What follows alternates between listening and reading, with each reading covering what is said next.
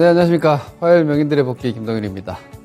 자, 오늘 시작하기 전에 먼저 좀 말씀을 드리면요. 이제 화요일 명인들의 복귀가 아니고 다음 주부터는 목요일로 제가 이동이 됩니다.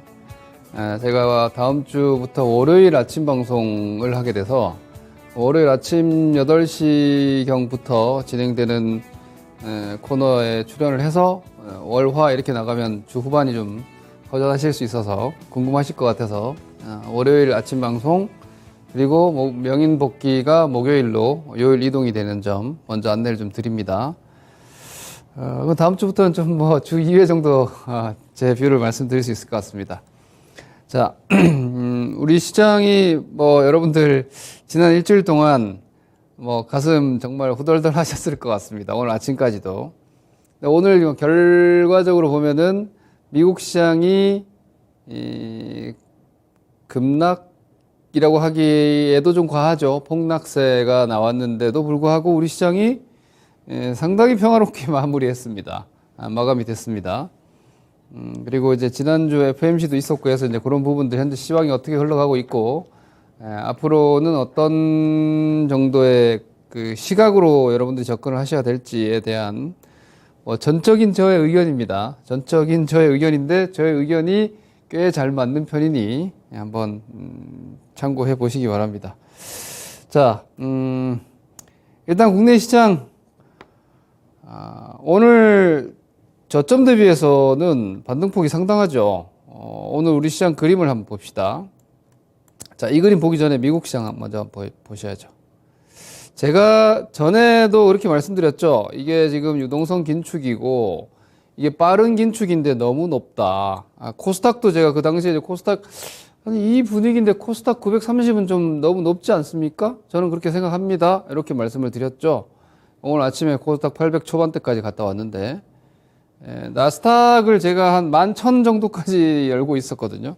단기적으로 저는 나스닥 지수를 한 11,000 정도로 열고 있는 상황인데 이 11,600까지 왔어요. 왜 안 터지지? 잠깐만요, 여러분. 이 토치가 제대로 안 된다. 자, 서서 이렇게 스탠딩으로 마우스로 보여드리겠습니다. 자, 이렇게 보시면은 여기까지 지금 하락을 했죠. 이 정도까지. 근데 이걸 제가 선으로 한번 그어서 보여드리겠습니다. 요거를 선으로 좀 그어서 보여드리면은 자, 요게 제가 이전부터 말씀드렸죠. 그 시장이 너무 기술적인 구조나 수급적 구조를 좀 등한시한다. 근데 주식은 시장 논리라는 게 분명히 있다 했죠. 자, 이렇게 딱 보시면은 이게 지금 나스닥 지수거든요. 여기까지 왔죠. 요 선까지 지금 왔어요. 제가 지난번에도 이 말씀을 제가 이 방송에서 들었는지 모르겠네. 이 폭락은 이것 때문에 나오는 거다. 이게 개인들, 일반 투자자들을 매도하지 못하게 하는 거예요. 보통 여러분 이런 게 이게 함정이에요, 함정. 이게 참 동서고금막론하고 세력들이 하는 짓은 똑같아요. 제가 어릴 때 10대 때부터 제가 주식시장에 몸담으면서 세력주들도 어릴 때 주니어 때는 많이 했었고 근데 그때 제가 주니어 때 매매했던 그런 조그만 소형 테마주들의 이런 부티크 스타일의 주도 세력들의 매매 플레이와 수십조, 수백조를 굴리는 글로벌 펀드들의 메이저들의 플레이 스타일이 똑같습니다. 그 플레이 스타일이 뭐냐? 어떻게 하면 대중 투자자들이 주식을 고점에서 팔지 못하게 할 것이며 저가에서 그들이 사야 될 때 개인들이 물량을 던지게 할 거냐 이런 식으로 움직여요. 그러니까 평화로울 때는 그런 액션이 잘 눈에 띄지 않습니다. 그러니까 어느 정도는 같이 이제 개인들 수익 주면서 같이 이 덩치를 키워가는데 그 어떤 매매 변곡점이 돼서 그들이 적극적으로 사야 될 때 바닥권 혹은 그들이 적극적으로 팔아야 될 때 상투권 내지는 공매도가 필요한 이런 시점에서는 개인 대중들이 주식시장에서 매도를 잘 못하게끔 만들어요. 그게 딱 이런 스타일입니다. 자, 쭉 떨어져가지고 큰일 났다, 무섭다, 빠른 긴축한다 이랬단 말이에요. 그런데 FOMC 3월 딱 하고 나니까 어때요? 랠리가 확 이렇게 나와버렸죠. 급등 랠리가 나와버렸죠. 아니, 유동성 긴축한다 그랬는데 왜 애플이 급등하고 테슬라 급등하고 엔비디아가 급등하지? 헷갈리게 만들어버리는 거예요. 물론 이때는 이제 뭐 경기 중국 봉쇄 때문에 갑자기 일순간에 뭐 프레임 자체가 경기로 순식간에 넘어왔던 측면도 있지만 제가 오늘은 좀 사파적 말씀을 드릴게요. 뭐 이렇게 데이터들이나 이런 것들이 아니라 진짜 이제 시장 관점에서 정말 주식시장에서 제가 이 방송에서 사실 하기 좀 힘든 얘기들일 수 있는데 왜냐하면 좀 무슨 소리 하나 싶으니까 뭔가 이렇게 좀 체계적이고 뭐랄까 정설적 그런 이야기가 아니기 때문에 그냥 제가 시장에서 오랫동안 매매하면서 이렇게 데이터가 쌓이면서 노하우 같은 것들인데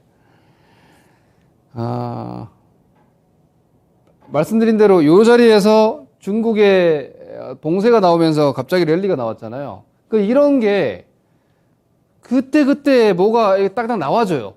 이거는 제가 주식시장에서 30년 가까이 몸담으면서도 누가 설계를 하나 싶은 정도로 정말 필요할 때마다 과거에 9.11 테러도 기가 막힌 포인트에서 나왔거든요. 기술적으로 진짜 딱 저기서 한번 함정이 나와야 되는데 거기서 9.11 테러 빡 터져가지고 밑에서 바닥에서 딱 털어먹고 쫙 당겼고 이번엔 팬데믹도 마찬가지예요. 팬데믹도 기술적 구조로 보면은 그러니까 뭔가 한번 쏟아지는 게 필요했던 자리에서 딱 만들고 거기서 스타트였거든요. 이런 거죠, 이런 거. 이런 게 필요했는데 뭔가 한 번은 단기적인 반등을 강하게 주면서 개인들이 긴축에 대한 경계감을 좀 해제하게끔 만들어야 되는데 한데 그때 중국이 봉쇄해버리면서 기술주가 랠리가 나와버렸죠. 그 기술주들, 일반 대중투자들, 팡 주식들, 기술주들은 그냥 갖고 있으면 되는구나. 어차피 떨어지면, 어차피 다시 올라가는구나. 잘못 팔았다가는 저런 급등을 놓치겠네. 이렇게 돼버리는 거죠.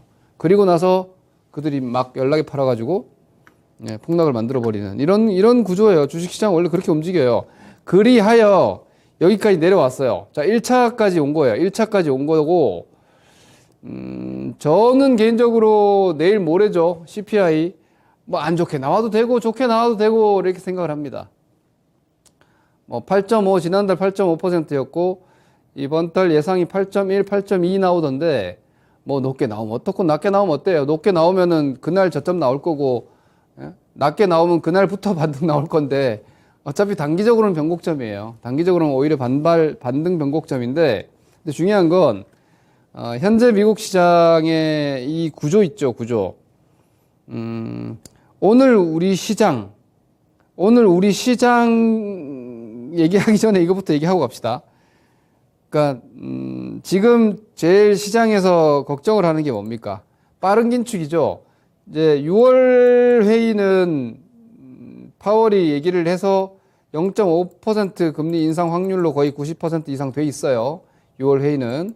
일각에서는 여전히 0.75 확률이라 하는데 그건 잘못 얘기하는 거예요.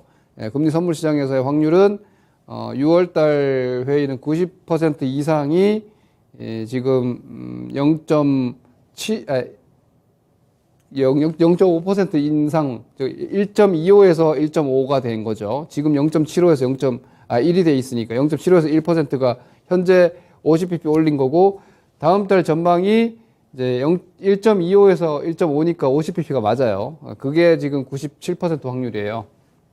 그래서 6월은 0.5bp, 0.5% 인상 전망인데, 근데 중요한 거는, 이거 FOMC 얘기는 이따가 다시 하고, 지금 빠른 긴축은 확실하잖아요. 이거는 팩트잖아요. 빠른 긴축. 이게 0.5%씩 3번 연달아 올릴 것 같아요. 한 번 올렸고, 이번 달 올리고, 다음 달 7월달 FOMC까지 이제 3번은 최소한 한다. 이거니까, 엄청나게 빠른 긴축이고, 그리고 제가 전에 보여드렸던 실질금리가 플러스로 완전히 들어왔어요. 실질금리가 플러스로 완전히 들어왔고, 미국 채금리도 3%가 넘어왔죠. 어제 내리고 이건 중요한 게 아니라 3%가 넘어왔고, 그러니까 중요한 거는 그 3%도 있지만, 실질금리가 플러스로 완전히 들어왔다는 거.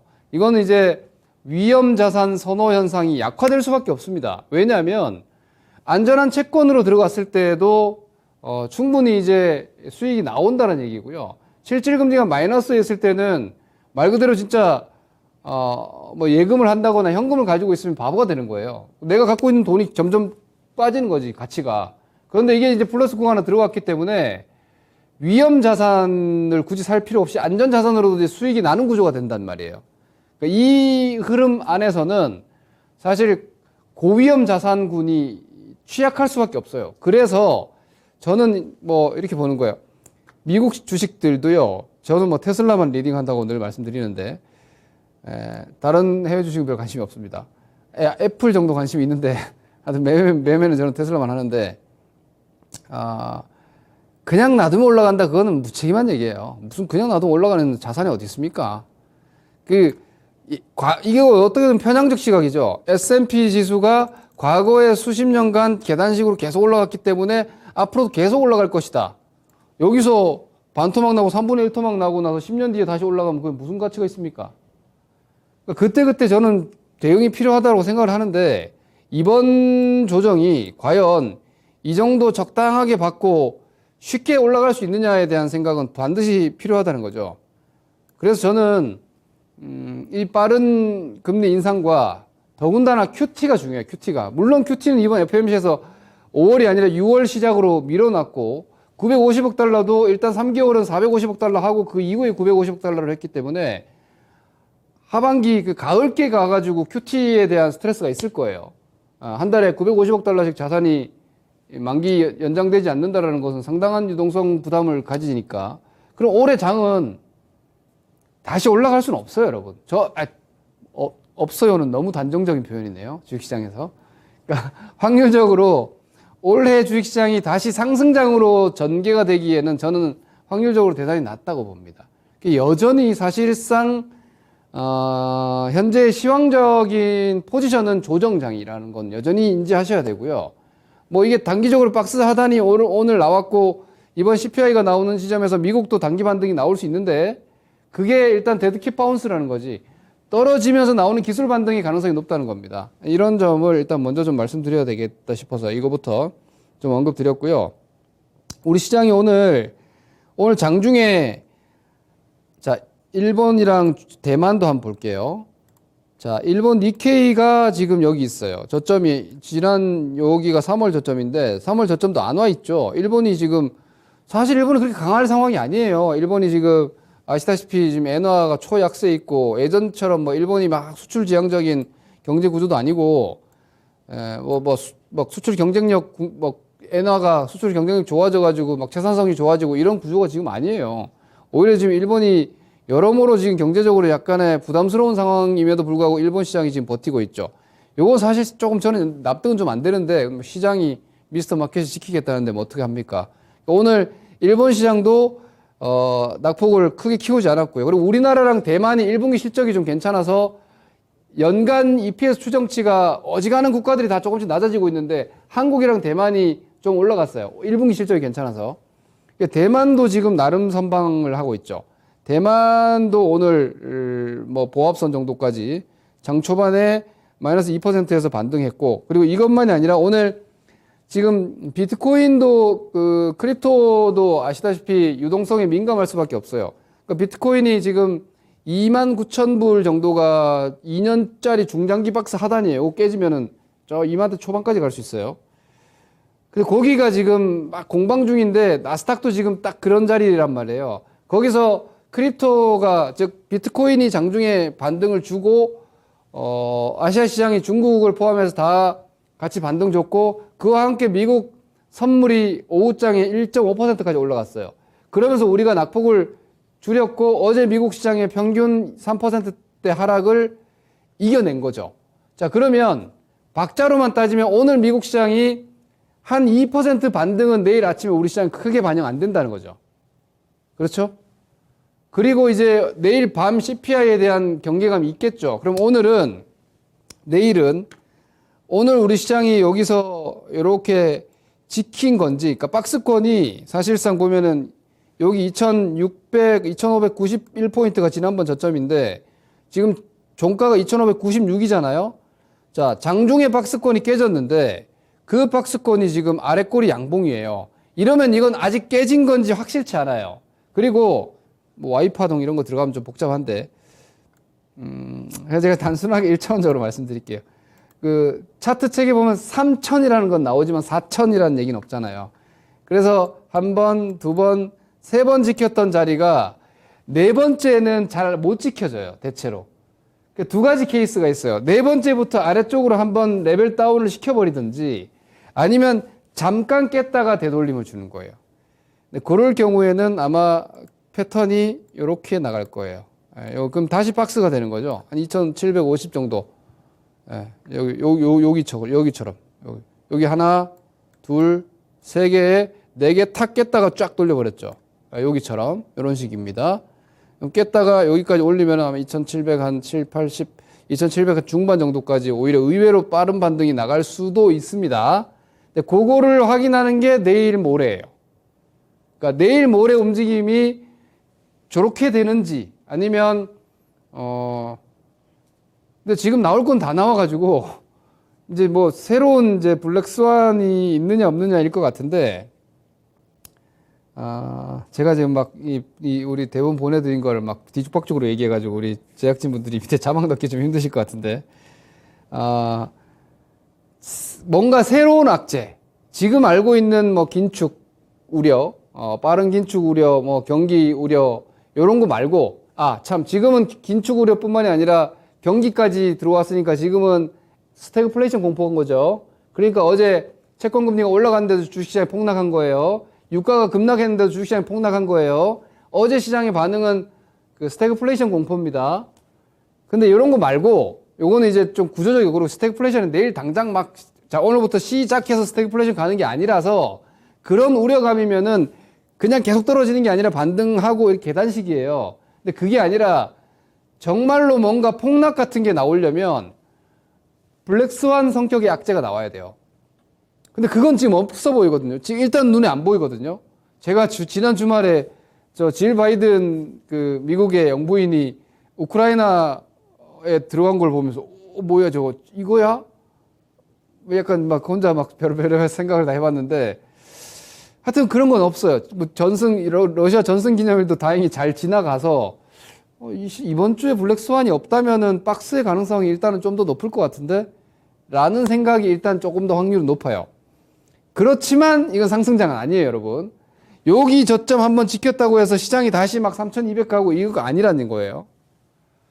그럴 수 있는 그렇게 호락호락한 시장은 아니고 그래서 이번 주 구간은 요런 어떤 그 시장 상황에 대한 단기적인 체크포인트가 되는 수준입니다. 앞서 말씀드린 대로 제가 그냥 제 머릿속에 있는 마음대로 지수를 얘기할게요.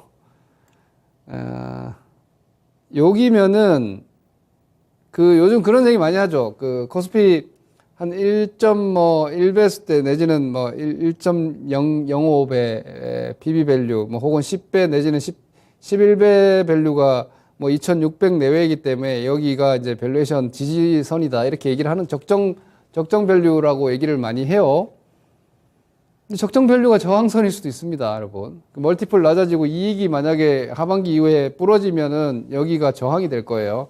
그래서 저는 그냥 정상적인 계단식의 조정이라면 여기가 다시 저항이 될 거고 여기처럼 계속 반복이에요. 여기서 박스 한번 줬다가 여기서 박스 한번 줬다가 이 박스가 깨지면서 이렇게 레벨 다운이 됐잖아요. 그리고 다시 여기가 깨지면서 이렇게 레벨 다운이 됐잖아요. 이게 보이시죠? 그리고 이제 여기서 한 단계 다시 부러지면은 2400대 레벨 다운이거든요. 이거는 그냥 계단식으로 완만한 조정이에요. 근데 보통 이런 조정은 어떻게 나오냐면 그림이 어떻게 되냐면 팍 떨어지고 오랫동안 박스, 팍 떨어지고 오랫동안 박스, 팍 떨어지고 오랫동안 박스예요. 그래서 하락 충격 기간이 별로 길지 않아요. 그러니까 종목 차별화 장세가 대체로 됩니다. 이런 시장은. 그러니까 여기서만 막 이놈 저놈 다 떨어지고요. 여기서는 다 같이 손에 손잡고 떨어지지만 요 X 구간들은 그냥 박스권이기 때문에 여기는 이제 종목별 차별화 장세가 돼요. 이런 정도의 시장이라면 그냥 무난해요. 조정장이지만 뭐 종목 찾으면 수익 날만도 하고 그렇습니다. 그게 지금 제가 보고 있는 하반기 시나리오예요. 근데 거기서 한 가지 유의해야 되는 거는 제가 지난번에도 넌지시 그런 말씀 드렸는데 이게 분명히 미들 사이즈 조정이 아니거든요. 이거는 뭐 사실 거의 큰 하나의 마디 조정이 가깝거든요. 이 사이클을 완전하게 매듭 짓는 조정인데 저는 주식시장에서 이렇게 큰 하락 매듭 짓는데 디레버리징 안 나오는 조정을 별로 본 기억이 없어요. 디레버리징이라는 무슨 말이냐? 뭐 쉽게 얘기하면 신용 다 털어내버리는 겁니다. 네, 신용 다 털어내버리는 겁니다. 지금 여러분들 여전히 개인 투자자분들 신용 많이들 쓰고 계시는데 주의하셔야 돼요. 제가 이걸 한번 보여드릴게요. 요게 지금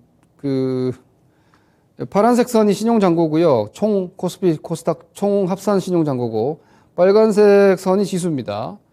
자, 우리 시장 지수가 여기 3,360 요 고점 라인이 고점 라인이 여기서 만들어지고 그죠? 고점 라인이 여기서 만들어지고 시장 지수가 지금 이만큼 떨어졌어요.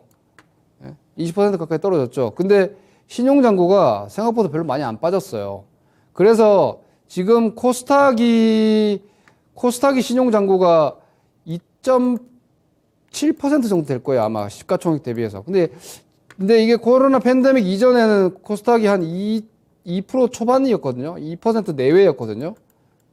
높아요. 지금 높은 상태예요. 특히 코스닥은 되게 높은 상태예요. 코스피 같은 경우에도 한 0.3% 보통 이 정도였는데 지금 한 0.8% 될 거예요. 시총 대비해서. 이게 되게 많은 상황입니다. 그리고 예탁금이 지금 60조가 아슬아슬합니다. 고객 예탁금이 조금 빠질 조짐이 있죠.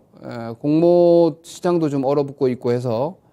그러면은 시가총액이 낮아지고, 예탁금이 줄어드는데 신용잔고가 유지가 되면 무슨 말이에요? 신용 비율이 높다는 거죠. 근데 이게 지금 미들 사이즈 조정이 아니라 큰 사이클 조정인데 이번 사이클 매듭 짓는 조정에서 저는 미국도 마찬가지라고 생각하는데 자산 버블이었잖아요. 자산 버블. 자산 버블이었는데 디레버리징의 끝은 마진콜이에요. 반대매매 당하는 거예요. 그런 거 없이 시장이 조정이 끝나는 걸 저는 별 본 기억이 없어요. 그렇다면은 이번에도 그게 지금 없거든요. 오늘까지도 그게 딱히 안 나왔단 말이에요. 오늘 지금 종가 살렸기 때문에 뭐 신용담보비율 아슬아슬 했던 투자들 지금 다 살아남았어요. 오늘 또. 이러고 만약에 5월, 6월 반등 이렇게 어설프게 나오잖아요. 그럼 이 신용 안 죽어요. 이런 상황이면은 5월을 다행히 넘어가도 뭐 6월이 아니라 한 8, 9월 될 수도 있는데 박스가 한 3개월 가볼 수도 있는데 나중에 한 방은 또 맞아야 되는 거예요. 조정이 깔끔하게 끝나는 시장이 아니라는 거죠, 한마디로.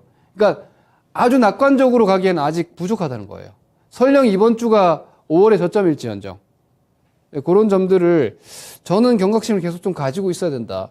아니 그러면은 김동현이 맨날 작년부터 계속 장 안 좋다 그러고 계속 쉬어야 돼? 쉬면 어떻습니까? 좀 쉬면 어때요, 여러분?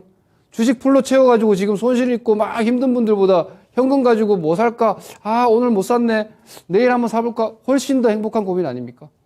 조정장은 기본적으로 잃는 시장이에요, 여러분. 제가 전문가로 이런 얘기하면은 뭐 이상하게 보일지 모르겠지만 사실이거든요. 그런데 이놈의 주식 바닥에서는 장이 힘들고 어려운 조정장에서도 이거 사야 된다, 저거 사야 된다, 이게 좋다, 저게 좋다. 그 10개 중에 한두 개밖에 안 돼요. 8개는 다 깨지고 있다고요, 지금. 그럼 확률이 10%, 20%밖에 승률이 안 나오는데 여러분들은 승률 10%짜리 확률 싸움을 합니까? 도망가지. 조정장에서 너무 그렇게 무리하지 마시라는 저는 말씀을 여전히 좀 드리고 싶고요. 단기적인 전략, 시간이 벌써 얼추 거의 다 됐네요.